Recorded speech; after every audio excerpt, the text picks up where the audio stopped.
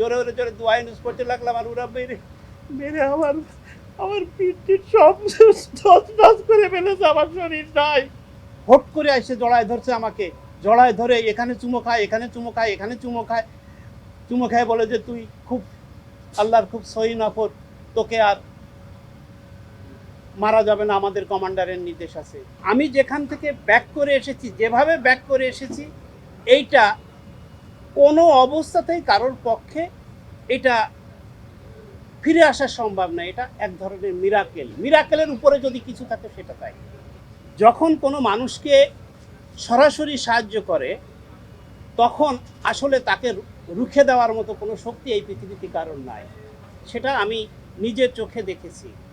যখন আমাকে ওরা ধরে নিয়ে যায়, ধরে নিয়ে যাওয়ার 2 দিন পর অর্থাৎ 3 দিনের দিন আমাকে বলল যে তোকে আমরা মেরে ফেলবো, একটা সেরেক করলে আমরা তাকে মেরে ফেলি, তা তুই 4টে সেরেক করেছিস, তোকে বাঁচায় রাখবো না। 1 নম্বর আছে আমেরিকার পক্ষে কাজ করতে আসছিস, 2 আছে কাজে গভর্নমেন্টকে সাহায্য করতে আসছিস, 3 আছে মহিলাদেরকে পর্দার বাইরে নিয়ে আসতেছিস, 4 হচ্ছে এদেশে সুদের ব্যবসা করতেছিস। এর প্রত্যেকটা হারাম, কাজেই তোকে আর বাঁচায় রাখার কোনো সুযোগ নাই, তোকে মেরে ফেলবো। আমি আমার যুক্তি দিয়ে বোঝানোর চেষ্টা করলাম যে না, আমি সুদের ব্যবসা করি না বা এর কোনোটার সাথে আমি জড়িত না। ওরা এটা কোনো অবস্থাতেই মানল না। তখন 2 দিন পরে সন্ধ্যার পরে আমাকে ওরা ধরে নিয়ে গেল। ধরে নিয়ে যাওয়ার পরে আমাকে বলল যে ইমরুজ সুমো আখেরি রোজ, মানে আজকে তোমার জীবনের শেষ দিন। ও সুমো খানা বাংলাদেশ মে রাত গাব বগো, মানে তুমি বাংলাদেশে তোমার কথা বলো। কে আছে তোমার বাংলাদেশে? আমি বললাম আমার স্ত্রী আছে, আমার মা আছে, বাচ্চা আছে। তখন ওরা আমাকে বলল কথা বল। তখন আমি কথা বললাম না। এর পিছনে কারণ আছে। আমার স্ত্রী, আমি তো শনিবারে ধরা পড়ছিলাম, শুক্রবারে তার সাথে আমার 4 বার কথা হয়, এবং সকালে যখন কথা বলি তখন সে আমাকে বলে যে তুমি চলে আসো, আমি আজ গত 2-3 রাত ঘুমোতে পারছি না, আমার কাছে মনে হচ্ছে তোমার সামনে বড় বিপদ আছে। আমি তাকে খুব বোঝানোর চেষ্টা করলাম। তখন আমার ফোনের যে ইউনিট ছিল, ইউনিট শেষ হয়ে গেল। শেষ হয়ে যাওয়ার পরে আমি আবার ফোনে চার্জ করলাম। চার্জ করার পরে আবার কথা বললাম দুপুরের দিকে। তখনও সেই একই কথা। আমি তাকে কোনো অবস্থাতেই কনভিন্স করতে পারলাম না যে তুমি চলে আসো। এরপরে বিকেলে যেয়ে আর একবার কথা বললাম। তখন আফগানিস্তানে ছিল 2 রোজা, বাংলাদেশে 1 রোজা। ওদের কথা বললাম, বলার পরে তখন আমি চিন্তা করলাম যে আমার টেকনিকটা আমাকে একটু চেঞ্জ করতে হবে, ওকে আমাকে যেভাবে ম্যানেজ করতে হবে। তখন আমি বললাম যে আরে না, অফিসের কাজের জন্য আমি বাইরে যাব না, তুমি কোনো টেনশন করে না। তখন সে আমাকে লাস্টে বলল যে আমি তোমাকে ভালো করে চিনি, তবে তোমার আমার লাস্ট রিকোয়েস্ট, তুমি যদি কখনো বিপদে পড়ে যাও দোয়া ইউনুস করো। আমি তো ধরা অলরেডি পড়ে গেছি। পড়ে যাওয়ার পরে তখন আমার কাছে বারবার তার ছবিটা আমার কাছে রিফ্লেকশন হচ্ছে, এবং ওরা যখন বলছে যে তুমি বাংলাদেশে তোমার স্ত্রীর সাথে কথা বলো, তখন আমি চিন্তা করলাম এখন তাকে আমি কি বলবো। আমি কি বলবো যে আমাকে মেরে ফেলবে তুমি, মানে এই যে বিষয়টা আমার মাথার মধ্যে বারবার পাক খাচ্ছে। তখন আমি ওদেরকে বললাম যে না, আমি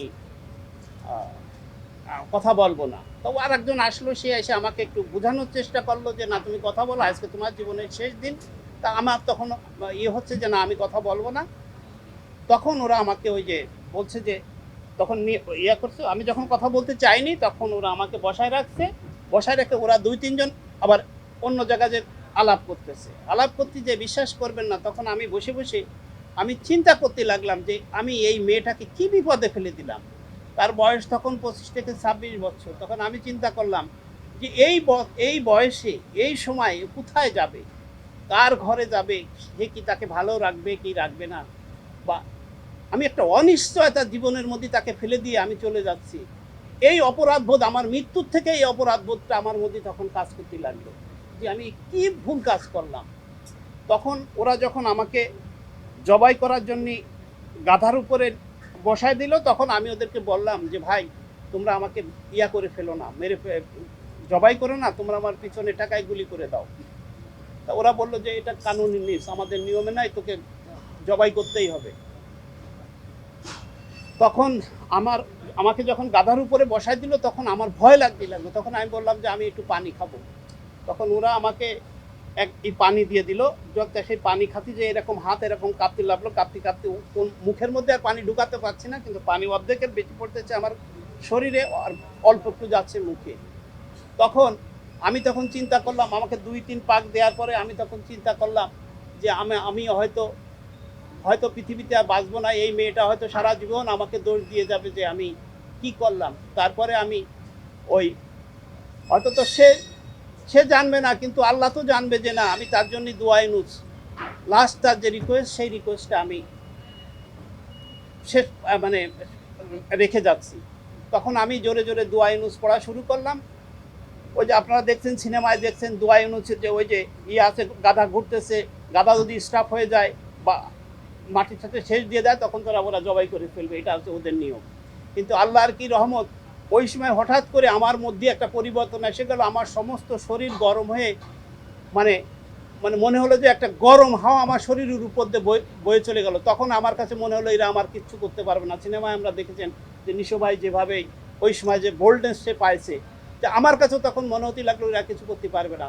তখন আমি জোরে জোরে দোয়া ইউনুস পড়তে লাগলাম ভাই, জোরে জোরে দোয়া ইউনুস পড়তে লাগলাম। আর ওরা মেরে আমার পিঠ সব তছনছ করে ফেলেছে, আমার শরীর নাই মেরে পরে হয়তো দোয়া বন্ধ কর। আমি বলি যে না আমি দোয়া বন্ধ করবো না।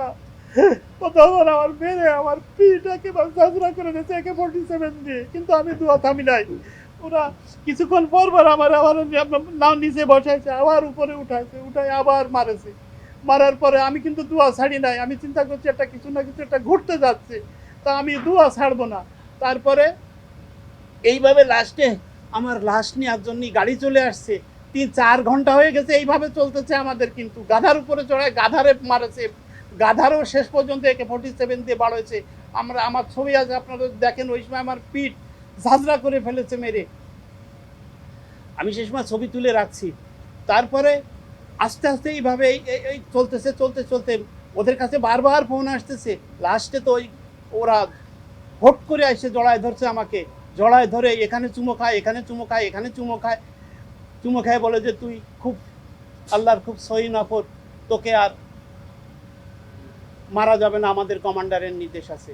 তখন ওরা আমি যে অফিসে চাকরি করতাম সেই অফিসের কাছে ওরা টাকা দাবি করে।